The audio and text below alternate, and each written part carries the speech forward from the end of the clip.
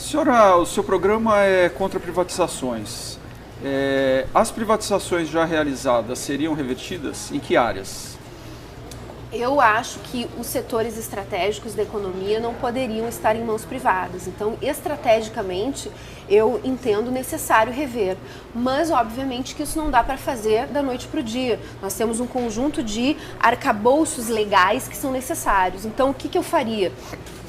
Nos casos necessários, eu faria auditorias no processo de privatização para identificar irregularidades, brechas legais que me permitissem. E também eu não faria esse tipo de socorro que o governo está fazendo para distribuidoras. Então, se a distribuidora está dando prejuízo e não tem mais condições de cumprir com o seu serviço, que ela entregue a concessão. Então, eu buscaria brechas legais, onde possível, onde necessário, à medida que esses setores estratégicos, eles têm muito poder. Então, eles poderiam também exercer esse poder para tentar desestabilizar o governo, boicotar o governo, e à medida que eles fizerem isso, eles vão me dar também condições jurídicas e legais de retomar essas concessões. A senhora não acha que houve avanços, principalmente, por exemplo, sistema de telefonia? A senhora de um tempo e eu também, que a gente comprava uma linha telefônica. Custava $1.000 uma linha telefônica no Brasil, demorava meses para você conseguir uma linha telefônica. Hoje, uma pessoa entra numa loja, um celular pré-pago, sai falando com R$10 mais o aparelho, põe o crédito no telefone. A senhora não vê avanços? Não seria um retrocesso? O mundo inteiro está privatizado esse sistema. Onde as coisas funcionam. Por que o Brasil seria diferente? Eu não vejo que as coisas funcionem tão bem. É evidente que em relação ao passado, nós tivemos avanços e a tecnologia tem avançado também, né? O capitalismo é um avanço em relação ao feudalismo, né? E o capitalismo propiciou esse desenvolvimento, né, da tecnologia, dos meios de produção, só que ao mesmo tempo ele produz uma desigualdade muito grande, um abismo entre os que têm acesso a essa tecnologia e os que não têm. Então, o serviço que o cidadão que paga R$10 no pré-pago recebe é de uma qualidade muito inferior do que aquele que paga um plano realmente caro, né? Então, eu entendo que nós precisamos nos apoiar nesses avanços que o capitalismo propiciou para avançar além dele, né? E é por isso que eu vejo que nós precisamos democratizar o acesso a esses bens de consumo que hoje são altamente propagandeados pela publicidade capitalista, mas que a grande maioria da população não tem acesso. Mas, candidato, desculpe, a grande evolução que houve nos últimos anos no Brasil, todas as pesquisas mostram isso, é que quase 100% da população brasileira hoje tem um telefone celular. A chamada classe C, que é uma classificação mais de consumo do que de renda e de educação, etc., massificou bens de consumo como televisão, geladeira. Eu não entendo assim muito onde é que a senhora quer chegar com... Me parece um pouco populista o seu discurso nesse sentido. Bom, eu não tenho nenhum problema em ser chamada de populista se tu entender que ser populista é defender os interesses do povo, né?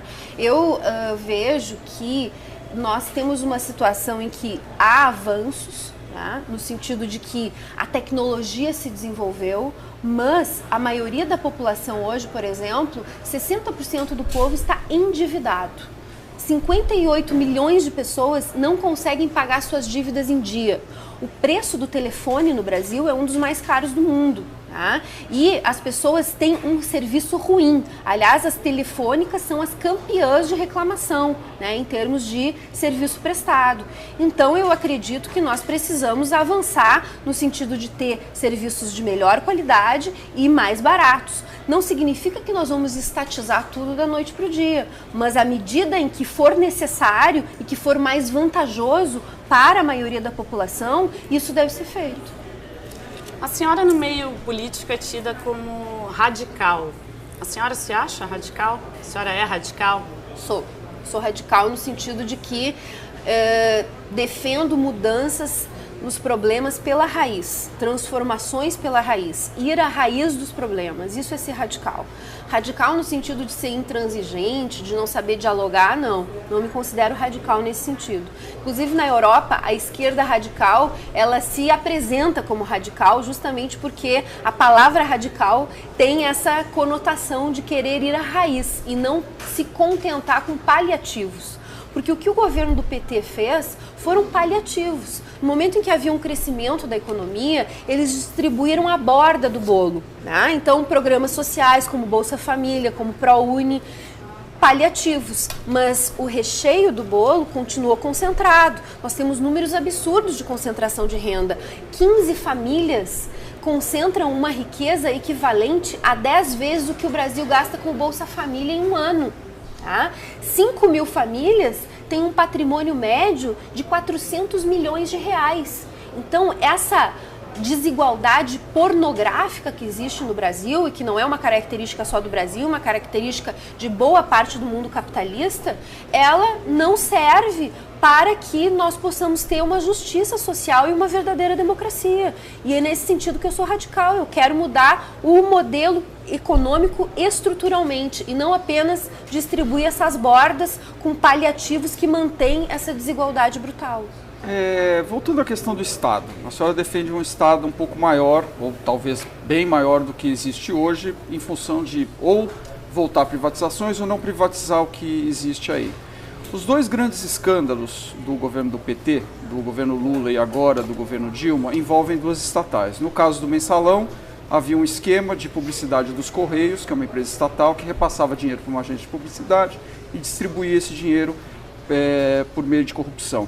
No caso da Petrobras agora, uma outra estatal, contratos teriam sido usados com essa empresa estatal para fornecer dinheiro para partidos políticos. Quer dizer, o Estado é um bom administrador? Como evitar esse tipo de corrupção, tendo várias empresas com dinheiro público sendo movimentado?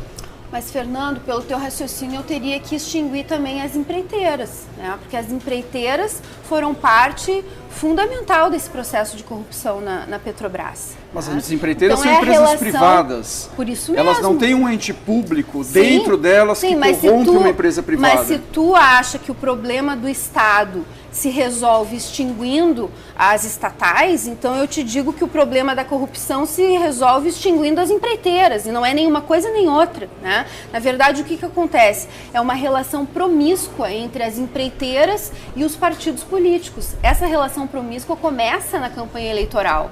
É só olhar as empreiteiras que financiam os partidos, a Marina, a Dilma e o Aécio, são as mesmas e outras mais que estão no escândalo de corrupção da Petrobras, que estão nas obras superfaturadas da Copa, que começaram em 4 bilhões e terminaram em mais de 8, no caso dos estádios de futebol. Então, essa relação promíscua de troca de favores, né? E a falta de transparência e a partidarização da máquina pública. Então, aí também entra um fato de que não basta só ser estatal, é preciso ser público no sentido de haver transparência, de não haver loteamento da máquina pública, né? E os governos têm construído as suas maiorias a partir desses loteamentos.